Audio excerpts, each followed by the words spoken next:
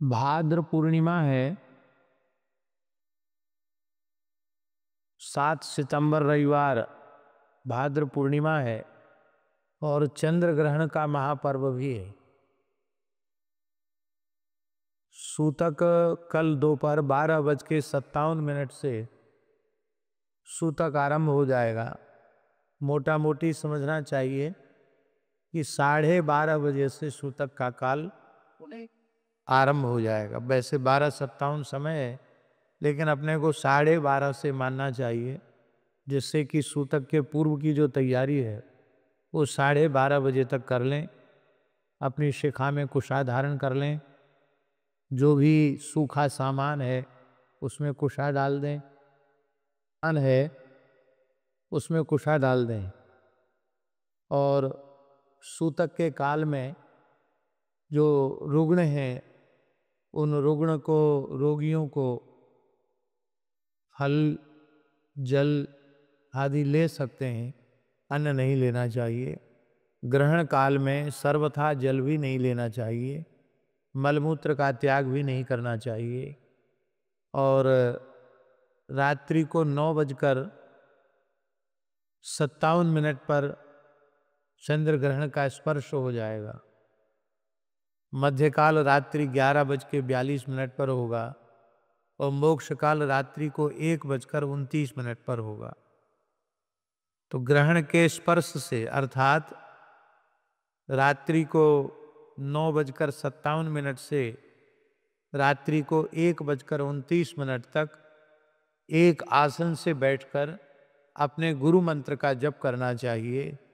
जो उस काल में गुरु मंत्र का जप करेंगे उन्हें पुरुषचरण का पुण्य प्राप्त हो जाएगा। जिस किसी भी मंत्र का जप किया जाता है उसका पुरुषचरण हो जाता है। तो यह ग्रहण का काल अत्यंत पवित्र काल है। इसमें शयन नहीं करना चाहिए, भोजन नहीं करना चाहिए, स्त्री का स्पर्श नहीं करना चाहिए सकाम भाव से। स्त्री हो पुरुष हो सबको सावधान होकर के साधन करना चाहिए, क्योंकि ग्रहण काल का पुण्य अक्षय होता है।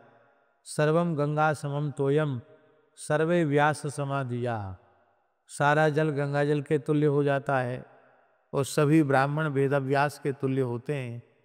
इसलिए स्पर्श के काल में पूरा सिर से स्नान करना और मोक्ष के काल में सिर से स्नान करना, आवश्यक हो तो मध्य में भी स्नान किया जा सकता है।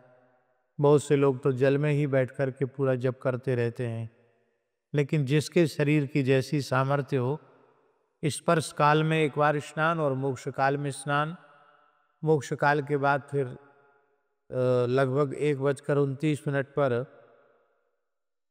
मोक्ष काल है, तो स्नान करते करते 2-2:30 बज जाएगा। फिर ब्रह्मवेला आ जाएगी, तो अपना नित्य नियम शुरू कर दें और नित्य नियम के बाद फिर ठाकुर जी की सेवा पूजा सवेरे 4-5 बजे ठाकुर जी की सेवा पूजा शुरू कर दें। शयन नहीं करना चाहिए।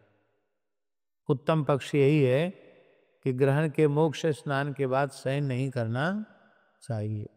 शयन करेंगे तो फिर दूसरे दिन चढ़े तक सोएंगे, तो किया कराया सब गुड़ गोबर हो जाएगा। इसलिए फिर रात्रि को शयन नहीं करना चाहिए।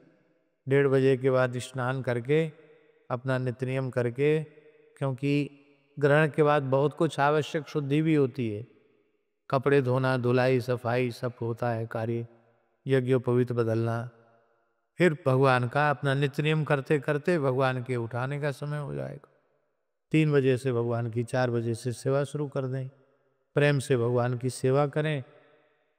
जिनको आवश्यक हो शरीर की दृष्टि से वो दिन में मध्याह्न में 1 घंटे 1.5 घंटे सो लें, पर्याप्त है।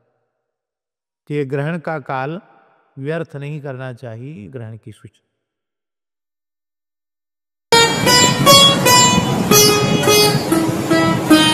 श्री सीताराम प्रतिदिन सत्संग एवं दर्शन के लिए श्री महाराज जी के ऑफिशियल चैनल को जरूर सब्सक्राइब करें।